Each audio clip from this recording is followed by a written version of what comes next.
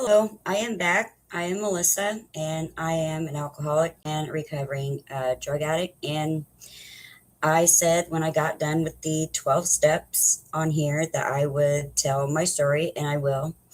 And I'm going to do it in a nutshell. Okay, I'm not going to let a lot of gory, graphic things come out because I do have family that watches my videos. So um, I'm not going to start off with my family. I'm just going to talk about, when I started using. Okay.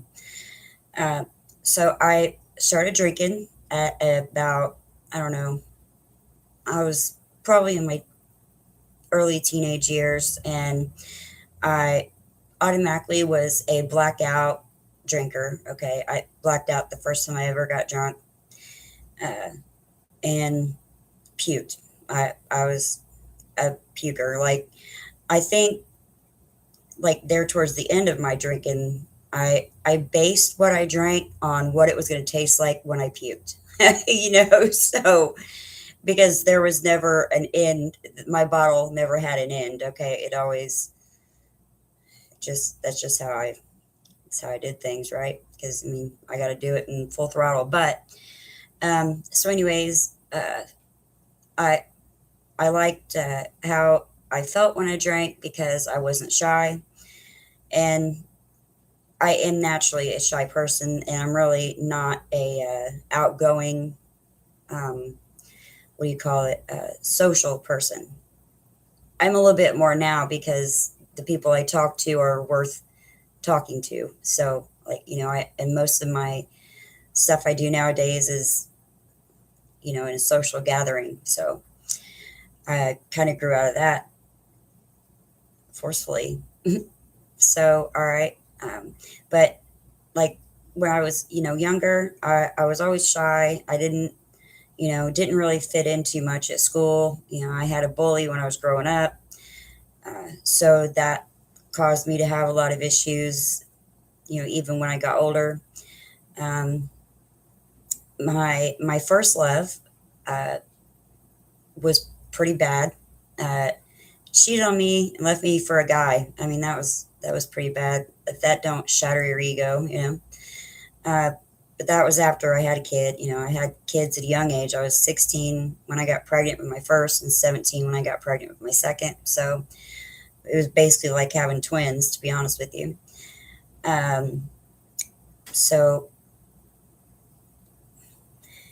I'm trying to think of what I can and cannot say because there are some people out here that are cruel and will cut certain parts of what you say and post it. And, you know, I'm at a point where I don't really care what people say about me.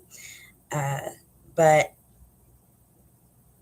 that's also to an extent and who they say it to. So, all right. Anyway, but I was always a blackout drinker. I don't really remember a time I didn't drink that I didn't black out. But the phenomenon of craving didn't kick in until after a traumatic event. So like when I would before that was when I was 23. That was after my mom passed away, and that was like a soul shattering thing for me. So that led to, I started having really bad panic attacks, and because she was my safe person, I that she was who I clung to. I was completely codependent on her. And my mom was a good mom though, like she wasn't a bad mom. She just sheltered me a lot, and that gave me problems growing up because I didn't really know how to be an adult at all. I just after that, then I clung to my husband, and when he hung himself a year after my mom died, um, I I mean there was like a couple years where I actually there was more than a couple years. There was about an 8 year span where I was just petrified to be by myself. And the only time I had courage to even sit by myself for 5 minutes was if I was drinking. And even that was, not really.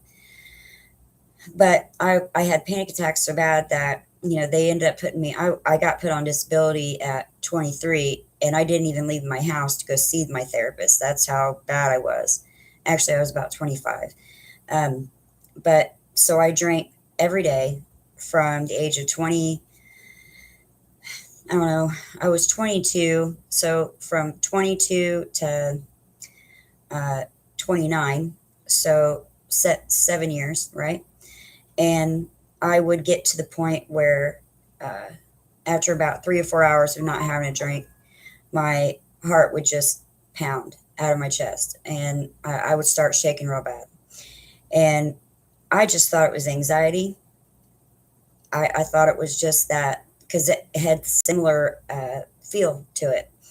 And I remember there was so many times I would wake up like that feeling when your hand's asleep, that tingle you would get in your hand. I would get that in my face. And like I would feel it in my mouth, in my eyes, in my nose.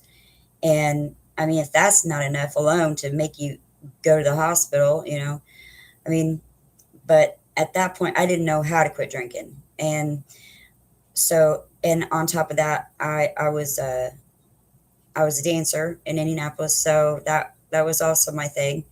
I drank for a living until I lived to drink. The bartenders got to the point where they hated me coming into work. I know they did because they told me they did. you know, and I don't remember leaving out of there most of the nights that I worked, which was like at least every other night because I was so hungover every other night. Um, but I don't remember how I got home half the time. I had one of my daughters with me who watched me go through all this, and you know that I have a lot of regrets for that.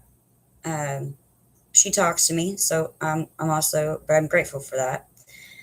Uh, so moving forward, I um, I was always against drugs when I was drinking.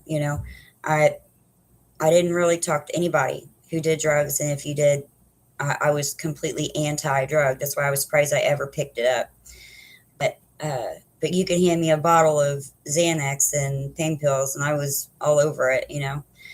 So, so when I was 29, I now I've never been in trouble a day in my life up until this point. I woke up and I was in jail, and I had been there for like a week and a half, and I was in the infirmary or whatever you call it, and my probable cause affidavit was pretty colorful. I was calling the nurse. I was calling her my daughter's name, and I they asked me if I knew where I was, and in the probable cause affidavit it said that I was in my basement, and I kept asking the nurse to give me a cigarette, and I don't remember any of this at all, but they do, you know. Um, so about a week and a half later, they put me in population, and they was like, okay, well, I start reading my paperwork as to why I'm there, and I'm totally freaking out because I have no idea why I'm here. And one of the girls was like, we were put on lockdown when you got brought in here because blah blah blah. And I was like, well, I'm sorry, and I robbed a bank in 2009, and I don't remember that. I honestly don't. I actually didn't know until a few years later that I had went to my stepdad's and made up some really stupid lie about. I'm not even going to say why it's that important. It's that stupid, but um, so that was pretty embarrassing to my family, and I'm from a small town, so that travels fast. So I couldn't imagine like what that actually did to my dad, and so after that, I get bonded out of jail, and luckily, I had that one friend that uh, bonded me out, just for me to go back to jail a couple weeks later for drinking again, because I didn't learn my lesson. I was in the cemetery at my mom's grave, and I was drunk, and it was a small town there too, so cops have nothing else to do at like 2 in the morning. I mean, who is at a cemetery at 2 o'clock in the morning drunk? I don't know. I was, but and I had a pill in my pocket, so I got in trouble for possession of a narcotic and public intox, and I'm sure I was a joy to be around. I don't remember that either. I think God kind of like blessed me with the inability to remember a lot of things, which is like most of my 20s, So thank God. All right. Um, it is inconvenient when you're trying to like write down your list of things that are on the sin list to apologize for if you don't remember it. But I still, uh, I used to say, well, if you don't remember it, it didn't happen. It's fine. But that's definitely not the case because I definitely got put in jail and I didn't remember it. So, but it mattered,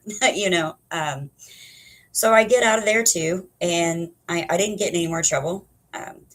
But I was in the car with somebody on my way home from court, and the person that was driving was on drugs, but I didn't have a choice, because I needed to ride to court, and him and his wife were arguing, and we were doing 55 at the time, and he punched it and drove us head on into a semi and almost killed us, flipped the car quite a few times.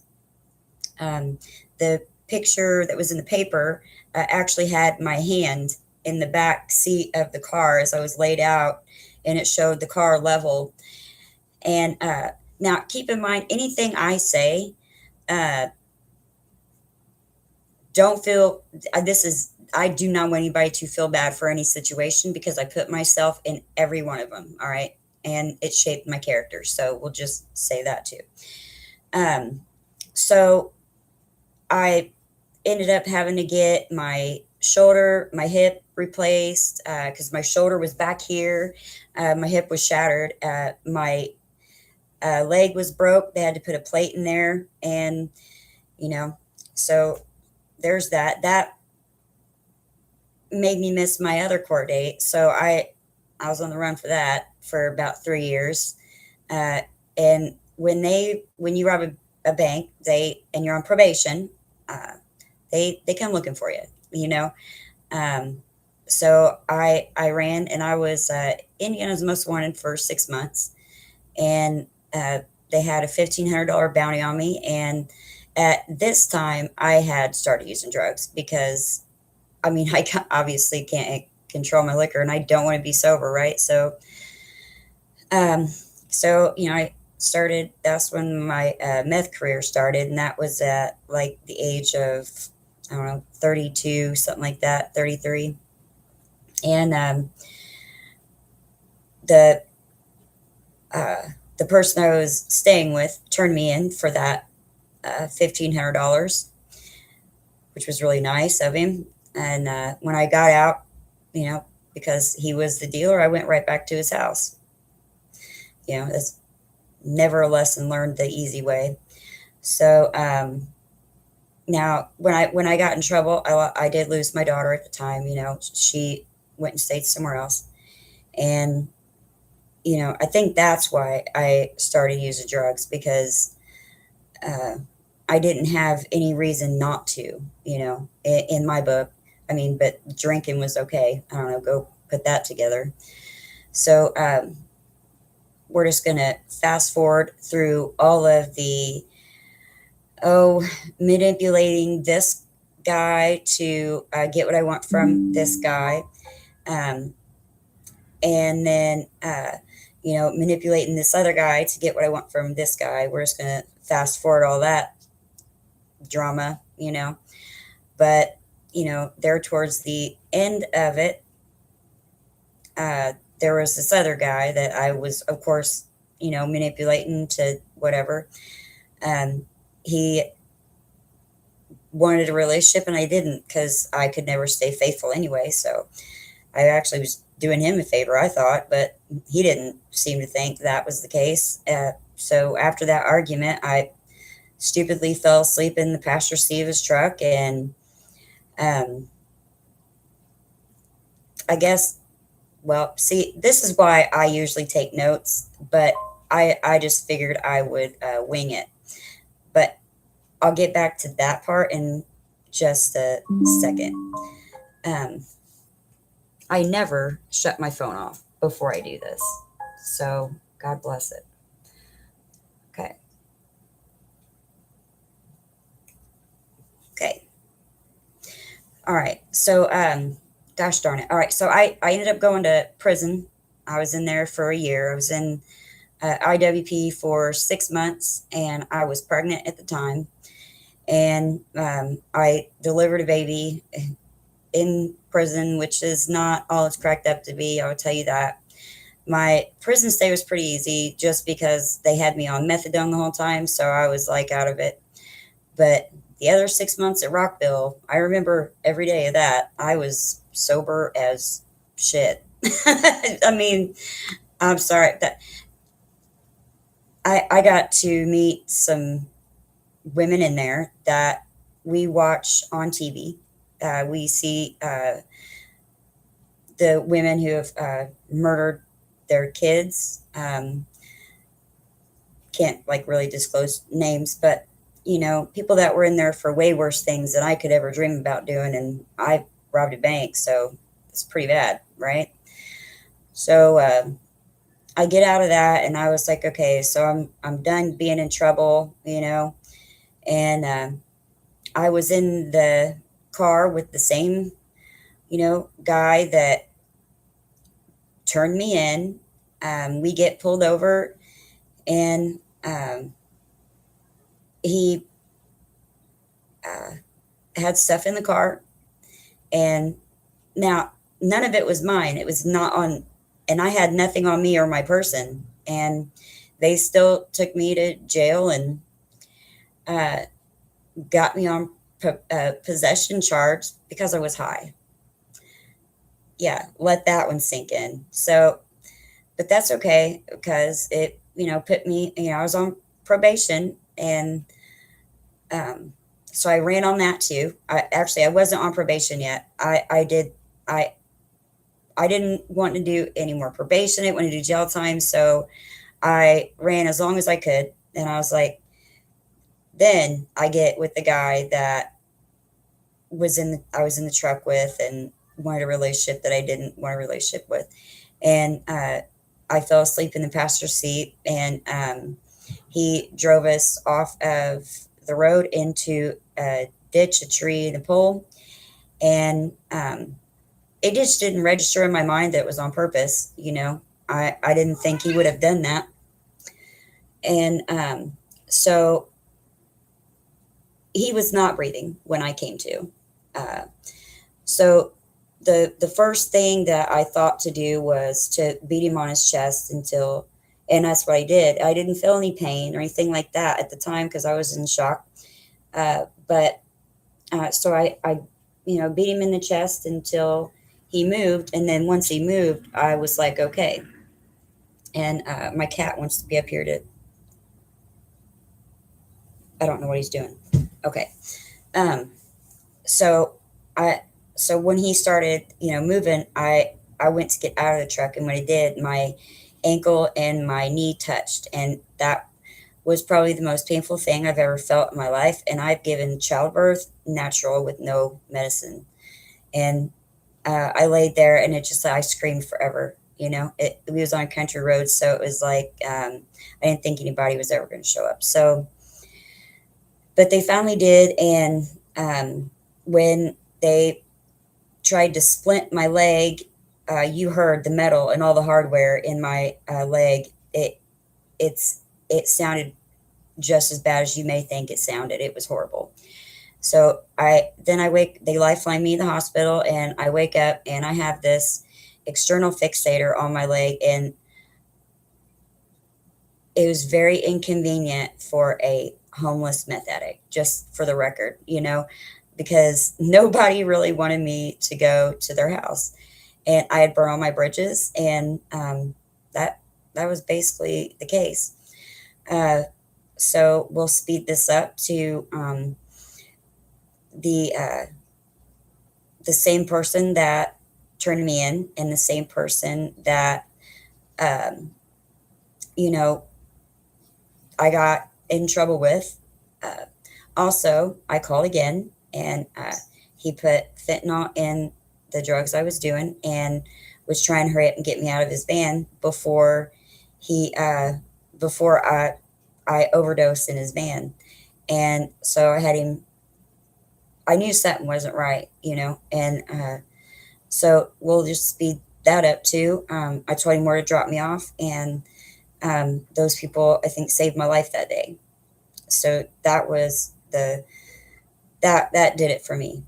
At this time, I had already had the thing off my leg. They kept telling me they was going to amputate it if I didn't stop doing drugs, because the drugs stop healing in your bones. And I mean, an external fixator is only supposed to be on your leg for, like, a couple of months, but I had mine on for 7. And this is how bad it was. I was such a bad drug addict that it was made out of titanium. All right. So my smart idea was, I asked the surgeons, I was like, because you know how much money titanium's worth. I was like, can I have this? Would you guys take it out? And they were like, no, you can't have. I mean, I was just going to give money for it, but that's just the way I thought. So finally, that little last go around, I was done. The people at the hospital were talking my language. They were like, I just never thought to get sober. It didn't really ever occur to me that that's something I should do. I thought for the rest of my life, this is how I'm going to live, and I accepted it. So, which was really horrible, because every day was really bad. It doesn't matter how many drugs you have, you're going to be empty at the end of the day, especially when you live around people that I was living around. I was just an object to them, and they were just an object to me. So, which is really a crappy way to live. So in this time frame, I never learned morals or values. I never learned how to be responsible. I never tried to be. My best way was to manipulate and do the things that I should not do. So I make the one smart decision in my life, and I go to rehab. And I was successful in that. And then I went to IOP, and I was successful in that. And I've, I got to a point, like, I got about 2 years, almost about a year and a half sober, and I had a good job. I had my car. I'd been working for a while, and I hadn't had any drugs or anything brought to me up until this point. And the night I got my car, drugs were brought to me, and I didn't refuse them. So I had a heart attack, and I died for 4 minutes. And so my lesson on that is, for one, definitely if you've been clean for a while, going back out shouldn't be an option in your mind, because people die very easily after relapse, you know, because our bodies are clean. We don't have any toxins in them. I mean, it's proven. I mean, so many times over and over and over again, statistically, that's definitely one of the things that happen. If you're sober, stay sober. Okay. So I should have cut that person out of my life at that time, but I didn't. I've been sober since, but just some people should just stay out of your life. So, okay, where's I going? So I got, I stayed working. I got my car, and then I got a place. I did, some time in a sober living house. I do count that as doing time. I do. That is probably the roughest time sober like I've ever had to live. And like I hated sober living. I did. I hated the chores. I hated everything about it. But what it taught me was to appreciate, definitely appreciate what I have. Um, and not to ever think about going back out because I don't want to go there again. That's another one, you know. But if you are at a sober living, I do not downgrade it. That it is a awesome, awesome program. People have the opportunity to, you know, it's an accountability program. To be honest with you, it's great, and like they say in AA, it works if you work it, right? Um, so I started going to church, and I got baptized, and I so this will be 3 years in August, okay, except for my slip in January 2025 that day. But you know, it's hard to want to change your sober date. It really is. I hate it, but I I made through my 12 steps, all right, and I did those successfully, and I've actually done my steps twice. The first time I did it was with a couple people that I was in rehab with, and well, I was committed to doing that too. Like we every Tuesday, me and my two friends, I would load up my coffee pot and all the literature that I needed, and I'd go pick both of them up, and I'd go to the library, and we rent one of those meeting rooms, all right, and we seriously put that work in, and for the first year, I was going to the Anna Branch Sunday meetings, which is an awesome meeting, by the way. If you guys don't know about it, it's in Terre Haute.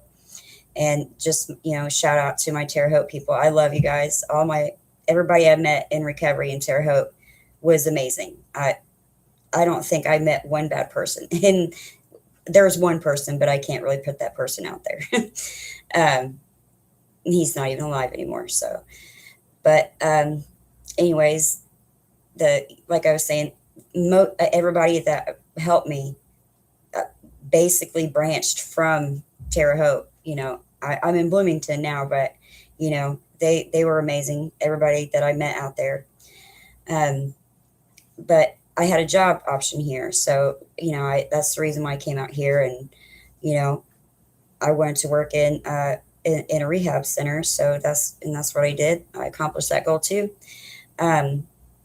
So okay, let's see, what was I going to say next? So I got, I started another job making more money, third shift job. And after my heart attack, I started having a lot of problems, like physically. So it kind of restricted me on, on what I can't do. That and my background is so glamorous, it's hard for me to find a job. So when they tell you that, you can find jobs, it's not that easy. It ain't. It's not. And I also think it's also my area. I'm in a college town, so not. I'm going to nutshell this, okay? Because I got to express hope in this video. So no more experience. All right. So I decided I'm going to be in service. So I'm a GSR for my home group. I have a home group, which is great. I have a sponsor, and I sponsor girls. After I got baptized, I started, I started going to church every Sunday. And after I lost my job, I kind of like went through a funk. Okay, and I know that that people say, "Well, God found me," and I was like, I don't even know what that means. Like I'm trying to find Him. But like seriously, I remember that this was not too long ago. This was like 4 months ago. I, it was like God found me that day, and I was just so depressed at this time because I couldn't find a job. My physical issues were not getting better; they were doing the complete opposite. And so I started watching Elevation Church, and I started listening to Rock City Church, and he does like a bunch of Bible studies and stuff like that, and so I'm like, okay. And then my stepdad introduced me to they helped me get into the conference down here in Bloomington, and I just flourished from that point, you know. And my attitude, like, it was like I just did the stop and pivot, and I seen a whole new like perspective on things. Um, and so it says, you know, and I've been studying the Bible like every day. Every day I set a time to study something out of it. And um, then I started watching Philip Anthony Mitchell. Okay, now if you guys haven't seen him, I will tell you what, that's a very profound preacher. He his church alone and City Church, them two places have completely changed the way I look at everything in life, and I work really hard to be a better Christian every day. Um, because I mean, and without that and like the support of, you know, my family, I wouldn't be where I'm at right now, and I'm very grateful for all that. And so, and you know, Alcoholics Anonymous, everybody, I know it's supposed to be anonymous, but, and I'm not going to say any names, but you know, the entire city of Bloomington's AA, you know, really helped me. And you know, I've got like 500 something phone numbers of people I have that are either in recovery or from the church. And I don't talk to anybody else, like maybe 3 people from my past, and they don't use. So, and they have a big impact on the reason I think the way I do now. Also, because the guy I was dating at the time when I went to rehab, he had a stroke. He didn't, you know, he didn't quit doing drugs, and he's paralyzed on the whole left side of his body, and he'll never be able to walk or do anything again that, you know, that that we used to do, you know, and that breaks my heart. Um, but I've gained a lot of knowledge, and I've gained a lot of real friends, and I can actually trust people now, because I don't have to worry about from one day to the next if somebody's going to steal my stuff or sleep with my boyfriend. Well, I don't have one and don't want to have one. I have deemed myself undateable. Not like I am just not, I'm toxic for relationships. So yeah. And I'm okay. Just me and my cat. So, um, but I have gained a lot of friends in fellowship, and, you know, I'm very happy in the way that my life is now. Um, there's, I mean, I have days, of course, you know, like we all do. My life ain't perfect, and it's never going to be, but I don't feel like I'm worried about where, where I'm going to go when I die. You know, I don't think that my eternity is going to be, you know, bad. At least I hope not, you know. God give me some grace and mercy, because I'm going to need it, you know, for the stuff that I've done in my past that I try to make up for every day. Um, so I guess with that, that's all I've got. Um, I hope that, you know, my story, I know it's kind of all over the place, but I hope that maybe it helps somebody.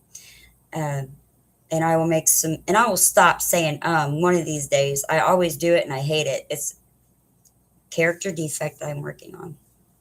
So, okay, well, there you have it. This is my one way of uh, trying to carry the message to somebody who still suffers.